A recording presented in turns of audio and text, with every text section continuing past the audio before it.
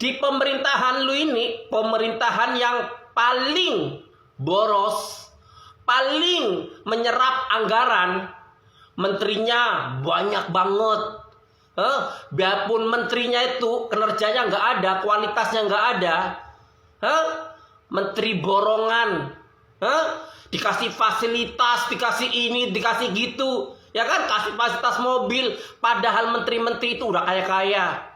Dikasih fasilitas mobil. Seandainya pun menteri itu tidak dikasih mobil pun, mereka bisa kerja. Karena mereka mempunyai mobil-mobil berderet di rumahnya.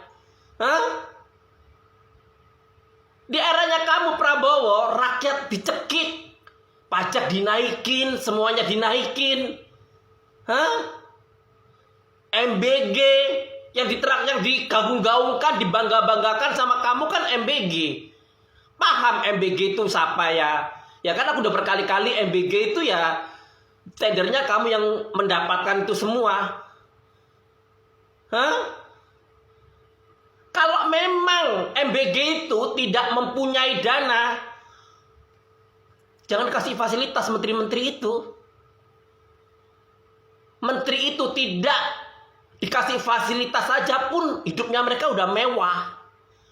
Rumah udah mewah, mobil udah mewah.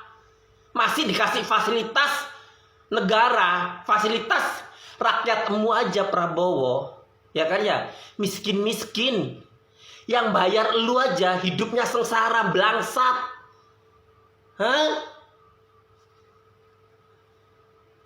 Kan lucu. Katanya cinta NKRI. Dan anehnya lagi rakyat yang mengkritik dibilang makar, dibilang pembenci. Padahal rakyat yang membayar. Saya ini ngeritik kinerja lu yang gak berkualitas itu, ikut membayar gaji anak buah lu, gaji lu, yang bikin lu kaya raya. Salah waras. Itu di pemikiran saya. Bapak Prabowo, kalau Anda nggak becus memimpin negara Indonesia, lebih baik mundur, Pak. Yang saya takutkan adalah dosa jariah. Jeritan rakyat Indonesia ketika kelaparan, ketika kesulitan, menangis, atau apapun, itu akan jadi dosa jariah.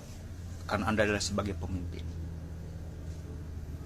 Karena rakyat itu membayar pajak, menggaji Anda. Anda dipilih oleh rakyat. Itu akan jadi dosa jariah. Sementara orang-orang yang dipilih oleh rakyat enak-enak, tidur ber-AC, setiap bulan nerima gaji. Coba Anda sebagai presiden itu tanya rakyat, dekati rakyat. Saya memimpin negara ini, pandangan rakyat itu gimana? Bahagia enggak? Suka enggak dipimpin sama saya? Saya adalah pendukungmu, Pak. Memilihmu, nyesal Pak milih Anda. Demi Allah tak nyesal, Pak. Banyak yang menjerit rakyat Indonesia tentang masalah ekonomi. Sekarang program-program MBG banyak yang mengeluh. Coba lihat di media sosial. Bapak itu buta apa tuli, Pak? Sering nonton di media sosial keluhan-keluhan rakyat Indonesia, Pak. Dia ungkapkan di media sosial. Gitu. Jadi saya ingatkan, Pak, seandainya kalau enggak mampu atau kurang becus memimpin negara ini, lebih baik mundur dengan terhormat, Pak. Masih ada orang yang akan menggantikan Bapak menuju Indonesia sejahtera. Ya guys, seperti biasa kali ini Mimin akan menyajikan beragam komentar yang sangat keras dari netizen untuk Pak Prabowo yang semakin parah, semakin kacau apa yang menjadi kepemimpinannya. Bahkan mungkin netizen menganggap bahwa Pak Prabowo ini akan bernasib sama dengan Pak Mulyono, karir politiknya sama persis dengan Pak Mulyono. Tetapi Mimin mengatakan bahwa Pak Prabowo lebih parah dari Pak Mulyono, lebih buruk kepemimpinannya daripada Pak Mul. Nah, sahabat-sahabat, untuk itu tanpa banyak basa-basi dan menimbulkan rasa bosan dari sahabat-sahabat, baiknya langsung saja kita simak video berikutnya seperti apa dan silahkan tanggapi.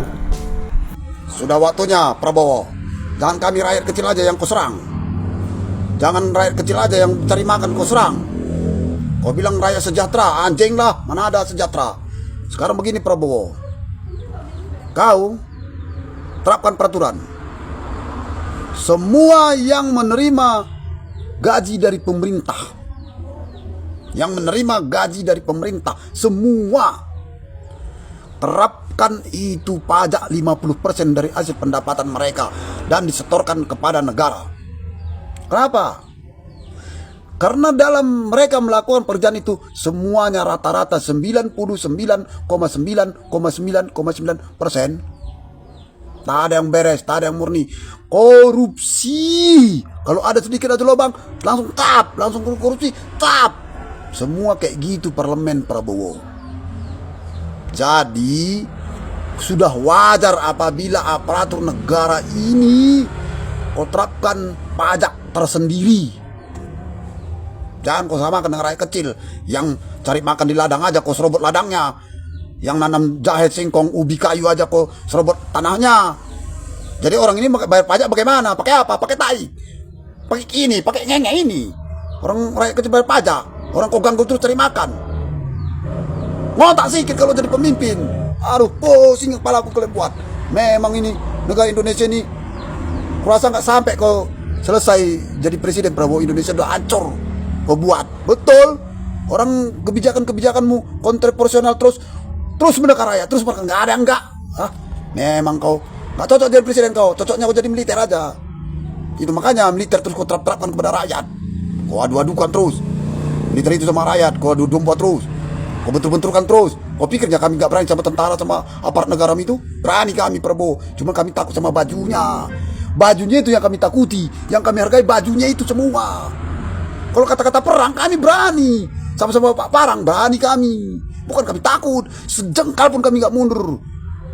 Kalau tidak orang itu jangan pakai baju, buka semua bajunya, sama-sama sipil, berani kami. Ini enggak, berpakaian lengkap, senjata lengkap, kebenturkan sama kami. Kami lawan salah, nggak lawan tertindas. Coba, kau pikir dulu sekali. Kami lawan salah, nggak kami lawan tertindas. Yang kami lawan aparat negara, pakai senjata AK-45. Kan lucu kau sekarang ini, seorang presiden kau benturkan rakyat dengan AK-45. Sana, bawa ke Iran sana, bermati semua ditembakinya.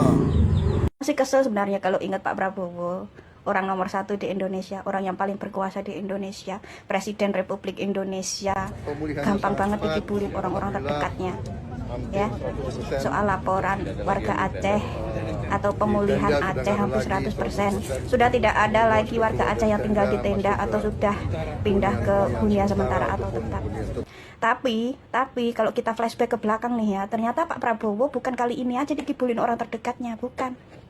Gitu. Kalau kita flashback ke belakang menjelang Pilpres 2019 kalau nggak salah ya, Prabowo kemarin juga bikin konvers. Di konvers tersebut Prabowo dan antek-anteknya menjelaskan bahwa salah satu pendukungnya ada nenek-nenek yang mukanya bengkak karena digebukin orang. Nah, ternyata setelah diselidiki netizen, nenek-nenek itu mukanya bengkak bukan karena digebukin orang, tapi karena hasil operasi plastik. Nenek-nenek itu namanya Ratna Sarumpait. Ingat gak? Nah, kalau 2019 kemarin aja Prabowo secara memalukan bikin konvers, bilang pendukungnya digebukin orang tidak dikenal padahal hasil oplas. Nah, kalau sekarang Prabowo mengulangi kesalahan yang sama secara serta-merta, secara mentah, mempercayai atau menelan laporan orang-orang terdekatnya tanpa meng-cross check dulu keadaan aslinya, ini udah nggak bikin kaget. Prabowo emang sering banget dikibulin orang-orang terdekatnya. Dan sialnya Prabowo menikmati.